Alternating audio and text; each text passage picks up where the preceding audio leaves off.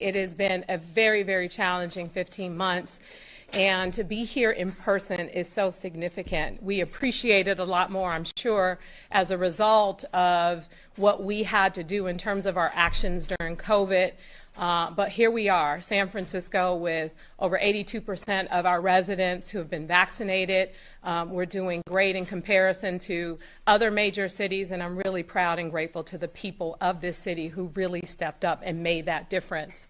But now what we're seeing is a whole nother spotlight being placed on San Francisco. On the one hand, with COVID, what we've seen is, just a lot of praise and a lot of support, and San Francisco has gotten a lot of great attention as it relates to COVID, but sadly, as it relates to crime, we've gotten a lot of negative attention. And when you think about where we were last year, the holiday, during July 4th, we saw an unprecedented number of shootings and other things that have occurred here in our city. Sadly, we saw the death of a young 6-year-old boy in the Bayview Hunters Point community, young Jace Young, and it was heartbreaking. And when I think about what happened last year with violent crime and where we were even this past 4th of July weekend, we saw not one homicide over that weekend time period. So just this recently, Lori Lightfoot was here from Chicago, and I'm sure many of you have been hearing about the unprecedented amount of gun violence in Chicago, almost 100 shootings over the holiday weekend. And here in San Francisco, even with our challenges, we're nowhere near that.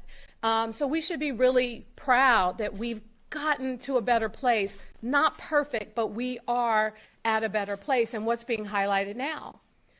We're seeing a lot of the attacks on many of our elderly, in particular our Asian seniors. We're seeing a number of thefts in our retail, and those videos are not just going viral in San Francisco, they're going viral all over the world.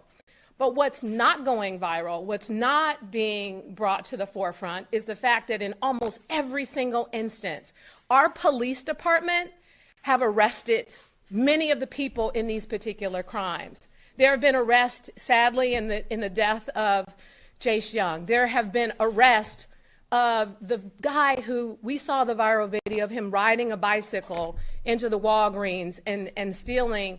He has been arrested and is currently in custody awaiting trial. In the case of the man who was walking home from the post office, who was stabbed and robbed, his perpetrator has been arrested. In the case of the man in the Franklin Street Market, a beloved member of the community who sadly lost an eye, his perpetrator has been arrested. The elderly woman waiting at the bus stop, 2 people stabbed, that perpetrator has been arrested. So what is not getting the attention is the fact that when you come to San Francisco and commit a crime, you will be arrested by the police department. Our investigators and the work that they do to bring people to justice has been extraordinary. And in fact, when we talk about the burglaries and the car break-ins, at least 1,000 car break-ins every single month perpetrated by 10 groups of people. So when those folks are arrested, we see those car break-ins go down significantly. At the end of the day, we have to make sure that accountability is a part of this. And one of the big conversations that's happening around defunding the police is not taking into account all the incredible work San Francisco has done to invest in programs that help to prevent crimes from happening in the first place. An unprecedented investment of $65 million in my budget to help with street violence prevention, to help with victim services, to help with all the incredible work. I see Lynn Wesley here. Thank you for joining us, and thank you for the work that you do to reach out to the families who sadly are victims of violent crimes. There's a lot of investment going into preventing these crimes from happening. Our wellness teams of folks who are out in the communities checking on those who are suffering from mental illness and drug addiction. Our meth sobering center, our street crisis response team that are responding now to a lot of those calls where people don't know what to do when they see someone screaming and kind of unresponsive in the streets. mental health beds, an unprecedented investment, 351 new mental health beds. All of these things are a part of our network of trying to address public safety. It's not just about funding the police or defunding the police. It's not just about funding one program over another. It's about a comprehensive strategy to make sure that the right investments are being made to deal with the challenges that exist. So going back to COVID, we used the data, we used the science when it came to talking about how we should make investments, what we should do as a city. And that's what we did in this year's budget. And so the chief today is going to talk a lot about the statistics because there's a lot of misinformation out there about what's happening in San Francisco. We know that numbers don't matter when you're the victim of a crime in any capacity, but at the end of the day, we have to use this data to make a decision about our policies and our investments. So in the coming months, we are going to be making some significant changes. We are not prepared to reveal all of our plans to help address some of these issues around these retail thefts and really holding companies accountable like Amazon and other places to not do their due diligence to vet these stolen goods, or the issues around prosecution of misdemeanors and other things. We have to definitely make sure there are tools to hold people accountable. But more importantly, we have to look at the data and allow that to help guide us. And finally, as we move forward, we need police officers. We have a number of officers retiring. This work just doesn't happen.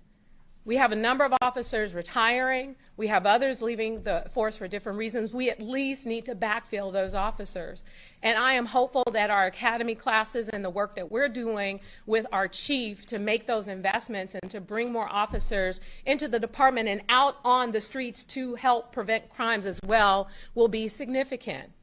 In addition to working with our department, our ambassadors, our mid-market plans, all of these great things that we're trying to do has everything to do with prevention and also accountability. We have to react when a crime is committed, but the best thing, the best case scenario is to make sure that crime never happens in the first place. Here in San Francisco, yes, like any major city, we have our challenges. But at the end of the day, we are going to continue to work hard to step up and to do everything we can to make the right investments, to make the arrests, to hold people accountable, and to do what we can to look at the data and make the appropriate changes to our system for the safety of our city. So I want to thank all of you for being here today. I, again, want to thank the men and women of the police department. And I hope that if you take nothing from this event, this press conference today, that you go down the laundry list of all of those crimes that have been committed here in San Francisco over the past year. And you look, especially the violent crimes in particular, and you look at the arrests that have been made of the perpetrators in those cases. And you start to highlight those in a way that they've been highlighted in terms of when the crimes were committed and the videos went viral. Because if you look at that and you see the incredible work that goes into the investigation part of it, the arrest, and all of the things that this San Francisco Police Department is doing to bring justice to those families who are victims, you would be proud of the work that they've done. I truly am. So thank you all.